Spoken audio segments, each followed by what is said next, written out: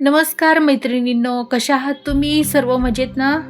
तर कालच माझ्या एका मैत्रिणीचा फोन आला आणि मला म्हणाली, "अगं मी ज्वारीची उकळपेंडी केली होती काल आणि ती ना म्हणजे पिठाळ झाली, सुटसुटीत नाही झाली. तर तुझा एखादा व्हिडिओ आहे का तुझ्या चॅनलवर?" तर मी म्हटलं, "नाही, पण मी व्हिडिओ टाकू शकते."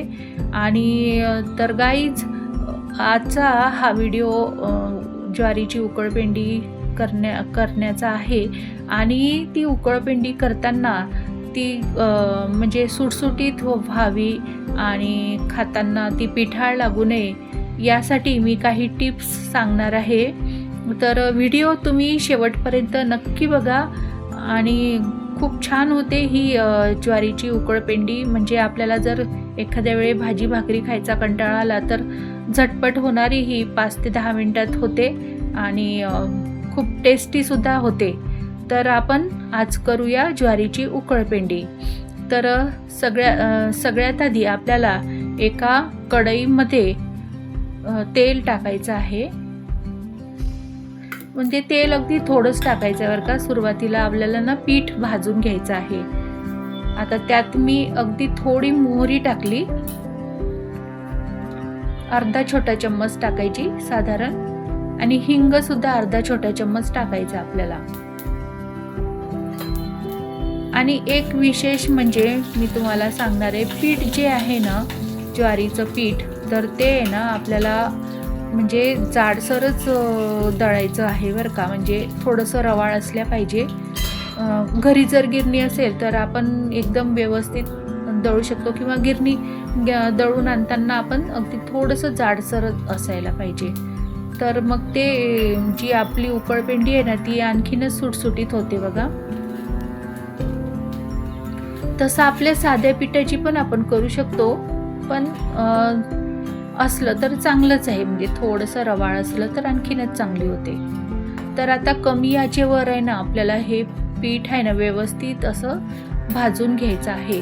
आता तुमच्याकडे जर स्टीलची कढई असेल तर एकदमच आपल्याला कमी आचेवर भाजावं लागतं, नाहीतर ही थोडी करपण्याची शक्यता असते बरं का. तर माझी थोडीशी मी मोहरी तडतडली नव्हती म्हणून मी थोडं हाय फ्लेम केला आणि थोडं करपलंच ते.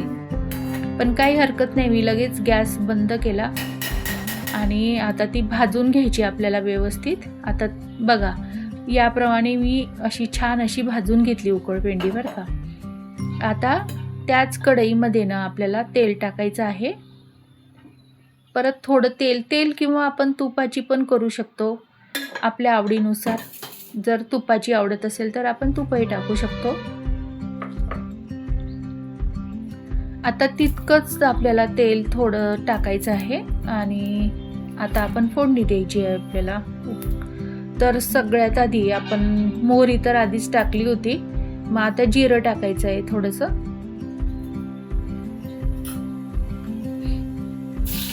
नंतर त्यात कढीपत्ता टाकायचा आहे थोडासा बारीक, म्हणजे थोडा तोडून घ्यायचा त्याला, म्हणजे आणखी फ्लेवर छान येतो. आणि आता त्यात हिरवी मिरची आपल्याला टाकायची आहे. सगळ्यात आधी बरं का, हिरवी मिरचीच्या पण आधी ना शेंगदाणे टाकायचे. तर हे शेंगदाणे काय केले मी थोडे थोडे कट करून घेतले, म्हणजे ते मुलांना खायला पण आवडतात.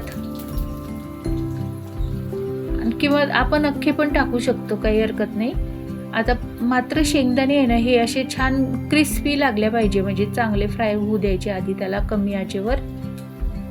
जे असे ते खाताना आहे ना छान कुरकुरीत असे लागतात. शेंगदाणे कच्चे असले ना मग ते खाताना बरोबर वाटत नाही, म्हणून आधी चांगले फ्राय करून घ्यायचे ते तेलामध्ये.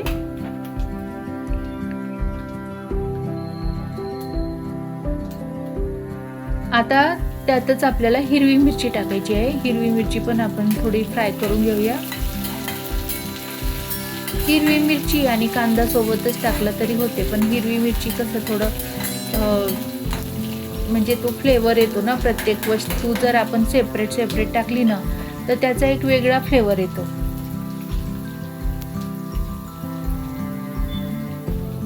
आता मिरची आपली झाली आता लगेच कांदा टाकायचा आहे, एक बारीक चिरलेला कांदा टाकायचा.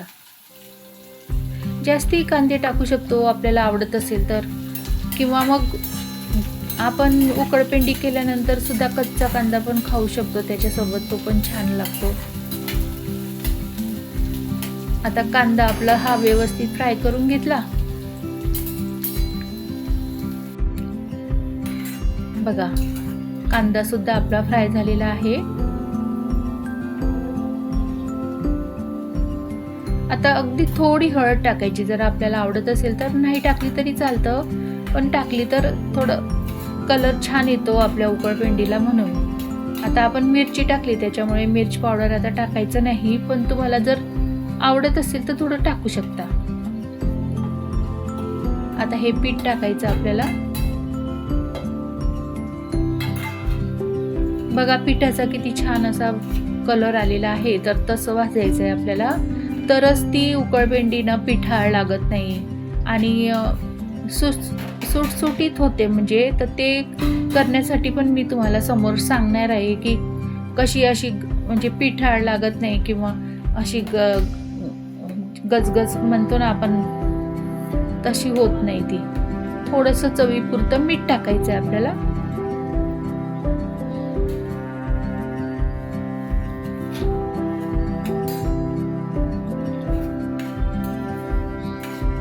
आता आपण यात आणखी काही भाज्या वगैरे ॲड करू शकतो, तसं काही हे नाही, म्हणजे आवडत असेल तर. बघा आता मी पाणी किती थोडंच टाकलं आहे. बघा 1 वाटी पिठासाठी ना मी अर्ध वाटीच पाणी टाकलं त्यात, म्हणजे त्याने काय होतं ती असं जास्त पिठाळ होत नाही आणि भाजली गेलीमुळे ती छानही लागते. बघा पाणी नाही जास्त टाकायचं, पण जर तुम्हाला आवडत असेल तर तुम्ही टाकू शकता. आता 2 मिनिट ना आपण त्याला वाफवून घेऊया. आणि बघा आपली ही गरम गरम उकळपेंडी तयार झाली आहे आणि खाताना तर गरमच सर्व करायची. आता आपण आपल्याला आवडत असेल तर आपण त्यात साखर, लिंबू, कोथिंबीर वगैरे टाकून, ओलं नारळ टाकून सर्व करू शकतो. तर गाईज, तुम्हाला ही ज्वारीची उकळपेंडी कशी वाटली मला कमेंटमध्ये नक्की कळवा.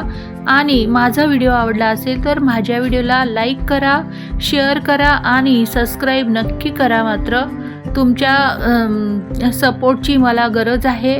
आणि पुन्हा भेटूया आपण अशाच एक नवीन व्हिडिओसह. Thank you so much.